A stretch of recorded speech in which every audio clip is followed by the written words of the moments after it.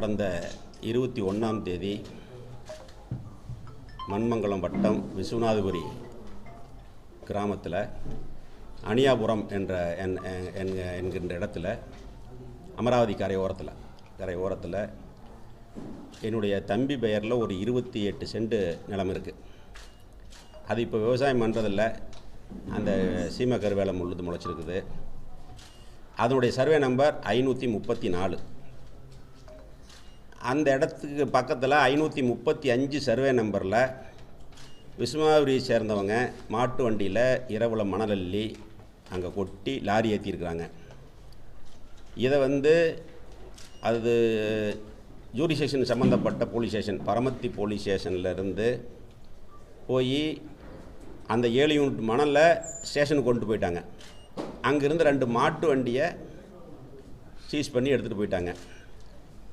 ஆனால் அதுக்கப்புறம் அந்த செய்தியை எப்படி மாற்றுறாங்கன்னா, 535 சர்வே நம்பரில் தான் மணல் இருந்தது.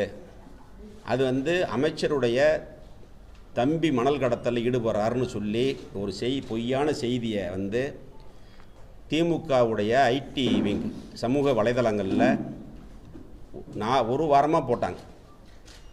நான் போய் பார்த்தேன், அது 535. ஆனால் அன்னைக்கே சர்வேயரும் கிராம நிர்வாக அலுவலர் விஓவும் போய் இடத்த பார்த்துட்டு அந்த மணல் இருந்த இடம் 535 தான் சொல்லி அவர் பெட்டிஷன் கொடுக்குறார் போலீஸ் ஸ்டேஷனில். ஆனால் இந்த காவல்துறை அந்த பெட்டிஷன் வாங்கி ஓரமாக வச்சுட்டு அங்கே இருக்கக்கூடிய ஒரு எஸ்ஐ கிட்ட பெட்டிஷன் வாங்கி எஃப்ஐஆர் போடுறாங்க. 21ஆம் தேதி எஃப்ஐஆரில் 4 பேர்த்த காட்டுறாங்க. அதுவும் அதிமுக காரங்கள தான். சக்திவேலு, பிரபு, கோபால், இன்னொரு பையன் பேர், 4 பேர்த்து பேரை போட்டு நில உரிமையாளர் அப்படின்னு மட்டும் போட்டு வச்சுக்கிட்டு போலீஸ் என் தம்பியை தேடுது. அமைச்சருடைய தம்பி மணல் குவாரி எப்படிங்க 7 யூனிட் மண் இருந்தது, எடுத்துகிட்டு போயிட்டாங்க. 2 மாட்டு வண்டி இருந்தது, ரெக்கவர் பண்ணிட்டு போயிட்டாங்க, சீஸ் பண்ணிட்டாங்க. இது ஒரு வாரமாக செய்தி ஓடுது. இதுக்கப்புறம் பார்த்துட்டு நானே நேரில் போய் பார்த்து ஃபோட்டோவில் எடுத்துகிட்டு வந்தேன். இப்போ சாஃப்ட்வேரில் இருக்குது, இப்போ வெப்சைட்லேயே வருது. எந்த இடத்துலேருந்து அந்த வெப்சைட்டை டவுன்லோட் பண்ணி போட்டோம்னா எந்த சர்வே நம்பர்னே வருது. இவ்வளோ டெக்னாலஜி இருக்கிற காலத்தில் இந்த ஆட்சியில், இந்த விடியா திமுக ஆட்சியில் போலீஸ், காவல்துறை, திமுககாரன் என்ன சொல்கிறானோ அதை அப்படியே கேட்டு 534 தம்பியோட பேரை சேர்த்துறதுக்காக வெறும் நில உரிமையாளர்னு போட்டு வச்சுக்கிட்டு ஒரு வாரமாக போச்சு. திருப்பி நான் மதுரை ஹைகோர்ட்டில் கேஸ் ஃபைல் பண்ணேன். இவங்க எஃப்ஐஆரை 24 மணி நேரத்தில் கோர்ட்டில் கொடுக்கணுங்கிறது சட்டம். இந்த அரசாங்கம் தான் சட்டத்தில் ஃபாலோ பண்ணுறது இல்லையா. 8 நாளைக்கு அப்புறம் போய் கேட்டால் அங்கே எஃப்ஐஆர் இல்லை. அதை கொண்டு கோர்ட்டில் போட்டதுக்கப்புறம் ஒரு ரிப்போர்ட் ஃபைல் பண்ணுறாங்க. என்னென்ன 535 தான் மண் இருந்தது, அந்த இடத்துக்கும் அவங்களுக்கு சம்மந்தம் இல்லை, அந்த இடம் வேறவங்க பேரில் இருக்குது, அவங்களுக்கு டிஸ்டர்ப் பண்ணல அப்படின்னு சொல்லி ரிப்போர்ட் ஃபைல் பண்ணுறாங்க. மதுரை உயர்நீதிமன்றத்தில் நீதிபதி அதை அஃபிடவிட்டாக போடுங்கன்னு சொல்லி கேஸை 10ஆம் தேதி தள்ளி போட்டிருக்கார். இந்த மாதிரி பொய்யான செய்திகளை போட்டு பேரை கெடுக்கணுங்கிறதுக்காக இந்த மாதிரி வேலை பண்ணுறாங்க. நான் ஒரு 15 நாளைக்கு முன்னாடி ஒரு லாரியை பிடிச்சேன். லாரி பகல்லே அள்ளிட்டு போகுது மணல். அந்த லாரியை பிடிச்சதுங்கிறதுக்காக பண்ணுற வேலை இந்த வேலை. இது மட்டும் இல்லை, தினந்தோறும் காவேரி படுகையில் சுமார் 200 லாரி அள்ளி ஒரு யூனிட் மணல் 10,000 ரூபாய்க்கு விற்கிறாங்க. ஒரு நாளைக்கு 1 கோடி ரூபாய்க்கான மணல் கொள்ளையடிக்கப்படுது. ஆற்றுக்குள்ளே அள்ள முடியல, ஆற்றுல அள்ளல, ஆற்றை விட்டு கரையில். இப்போ ஆற்றுக்குள்ள தண்ணி வந்தனால இப்போ அள்ள முடியல. கிட்டாச்சி வண்டி 220 வண்டியை கொண்டு போய் இறக்கி அள்ளுறாங்க. அதுக்கு காவல்துறை தான் பாதுகாப்பு கொடுக்குது, ஸ்கெட்ச் போர்டு கொடுக்குது, ரெவென்யூ டிபார்ட்மெண்ட்டு, பிடபிள்யூ டிபார்ட்மெண்ட்டு, அதில் வரக்கூடிய வனத்துறை இருக்குது. வனத்துறை, அந்த எல்லா டிபார்ட்மெண்ட்டும் சேர்ந்து இந்த கூட்டுக்குள்ளே நடந்துக்கிட்டு இருக்குது. அறிவிக்கப்படாத மணல் மாஃபியாக்களுடைய மணல் குவாரி நடந்துக்கிட்டு இருக்குது கரூரில். அதை விட்டுட்டு சம்மந்தம் இல்லாமல் என் பேரை கெடுக்கணும், கெட்ட பேர் பண்ணணுங்கிறதுக்காக இந்த மாவட்டத்தில் இருக்கக்கூடிய திமுகவினுடைய முக்கிய நபர்கள்லாம் சேர்ந்து இந்த செய்தியை பரப்புகிறாங்க. முந்தா நாள் கோர்ட்டில் வந்தது. இப்போ தம்பி 10 நாள் மாவட்ட செயலர் மீட்டிங் நடந்தது சென்னையில். 21 மாவட்டம் தான் இருந்தோம். 21 மாவட்ட செயலாளர் மீட்டிங்கு எங்களுடைய கழகத்தினுடைய பொதுச் செயலாளர், தமிழகத்தினுடைய முன்னாள் முதலமைச்சர், நாளைய தமிழகத்தினுடைய முதலமைச்சர் எடப்பாடியார் தலைமையில் மீட்டிங் நடந்தது. 21 மாவட்ட செயலாளர் தான் இருந்தோம். எல்லா செல்ஃபோனும் கீழே இருக்குது.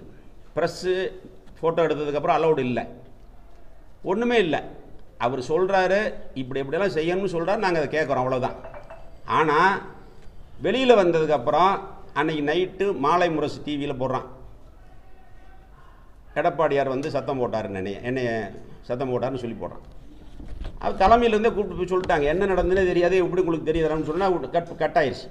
அடுத்த நாள் திமுகவினுடைய டிவி இருக்குது, சன் டிவியில் ஏதோ பெரிய நியூஸ் மாதிரி போட்டுக்கிட்டு இருக்கிறான். தலைமையிலேயே அதுக்கு மறுப்பு கொடுத்துட்டேன், சொல்லிட்டாங்க. நானும் சொல்லிட்டேன். யார் சொன்னா அவங்களுக்கு ரெக்கார்டு வேணுமில்ல? இப்போ நாங்கள் சன் டிவி மேலே வழக்கு போட போகிறோம், ஆதாரம் இருக்கணுமில்ல? இதெல்லாம் எதுக்குன்னா, இதில் இந்த ஊர் இருக்கிற ஒரு சில்லறத்தனமான வேலை செய்கிற ஆள் இந்த வேலையை செஞ்சு நியூஸ் பரப்பி கெட்ட பேர் பண்ணணுமா? அப்படிலாம் எதுவும் நடக்கலை. எங்களுடைய பொதுச் செயலாளர் என்ன சொல்கிறாரோ அதை செஞ்சு கொடுக்கக்கூடிய ஒரு சில மாவட்டங்களில் கரூர் மாவட்டம் ஒன்று. 45 வயசுக்குள்ளே போடணும்னு சொன்னார், நாங்கள் முடிச்சிட்டோம். PLA 2 நாங்கள் முடிச்சிட்டோம். ஓட் லிஸ்ட்டை செக் பண்ணுற வேலைக்கு கிட்டத்தட்ட முடிச்சிட்டோம், 80% முடிச்சிட்டோம். அவர் என்ன சொல்கிறாரோ அது நாங்கள் என்ன வேலை செய்வோங்கிறது எங்களுடைய பொதுச் செயலாளருக்கு தெரியும். அதை திரித்து ஒரு பொய்யான தகவலை போடுறான். மணல் கடத்தினாங்கிறான், பொதுச் செயலாளர் சத்தம் போட்டார், 2 பேர்த்துக்கு மோதல், அப்புறம் பிஜேபிக்கு போகிறான்னு போடுறான். பிஜேபிக்கு போகிறதுக்கு இந்த மாவட்டத்தில் வேணா இருக்கலாம், அடுத்த ஒரு ஆள் போகும் பிஜேபிக்கு வேணா. நாங்கள்லாம் போக மாட்டோம். எங்கள் உடம்புல ஓடுறது அதிமுக ரத்தம். புரட்சித் தலைவர் எம்ஜிஆர், அதுக்கப்புறம் புரட்சித் தலைவி அம்மாவுக்காக இந்த இயக்கத்தில் இருந்தோம். அம்மாவுக்கு அப்புறம் எடப்பாடியாருக்காக இந்த இயக்கத்தில் இருக்கிறோம். எத்தனையோ சோதனைகள் வந்தது, அதையெல்லாம் தாண்டி இன்றைக்கி அதிமுகவில் அண்ணன் எடப்பாடியாருக்காக இருக்கிறோம். இவங்கள மாதிரி 16 கட்சி மாறி போகிறவங்க அவசியமில்லை. இல்லை, அதுவும் போடுறான். திமுகவுடைய ஐடி விங்கில் தான் போடுறான். ஆதரவாளர்களுடன் பேச்சுவார்த்தை நடத்தி கொண்டு இருக்கிறார். பேச்சுவார்த்தை 6 நடத்துகிறாருங்கிறது பொதுக்கூட்டத்தில் நான் சொல்கிறேன். அந்த பேச்சுவார்த்தை எங்கே நடந்ததுங்கிறத சொல்கிறேன், புரியுதா? இதெல்லாம் விட்டுட்டு இந்த மாதிரியான சில்லறத்தனமான வேலைகளை செஞ்சால் வேறு மாதிரி நடவடிக்கைகள் எங்களுக்கும் தெரியும். அதனால் அதுக்கப்புறம் அது மட்டும் இல்லை, இன்றைக்கி கூட காலையில் வாக்கிங் போன எங்களுடைய விவசாய அணி செயலாளர், முன்னாள் கரூர் யூனியனுடைய சேர்மனை, வரவு செலவு பிரச்சனைகள் எல்லா பக்கம் இருக்குது. சேர்மனை அரெஸ்ட் பண்ணிட்டாங்க. தெரிஞ்சதுக்கப்புறம் நாங்கள்லாம் எஸ்பி ஆஃபீஸ் போனோம். கம்ப்ளைண்ட் கொடுத்த பார்ட்டி காம்ப்ரமைஸ் ஒத்துக்கிறான். நில வாங்கல் கொடுக்கல, வரவு செலவுகள் 1 மணி நேரம் இருந்தோம். 1 மணி நேரத்துக்கு அப்புறம் கம்ப்ளைண்ட் கொடுத்த பார்ட்டி காணோம். கார் நிற்கிது, செல்லை சுவிட்ச் ஆஃப் பண்ணி ஆளை கடத்திக்கிட்டாங்க. இருந்தால் தானே வாபஸ் வாங்க முடியும் அப்படின்னு சொல்லி கம்ப்ளைண்ட் கொடுத்த பார்ட்டியே காணோம். கம்ப்ளைண்ட் கொடுத்த பார்ட்டி எங்கிட்ட பேசிக்கிட்டு இருந்தார். என்ன இந்த மாதிரி வரவு செலவு எங்களுடைய விவசாய அணி செயலாளர் சொல்கிறாரு, இது நான் கொடுக்க வேண்டியதில்லை, நான் வேற ஒரு பக்கம் கொடுத்துட்டேன் அப்படிங்கிறார். இந்த மாதிரியெல்லாம் கேஸ் போட்டால் திமுகக்காரன் ஒருத்தன் கூட உள்ளே இருக்க மாட்டான், வெளியில் இருக்க மாட்டான்.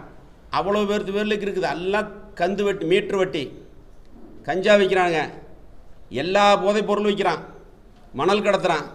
அதையெல்லாம் விட்டுவிட்டு அதிமுக மேலே பொய் கேஸ் போடுறத வேலையாக வச்சுருக்காங்க.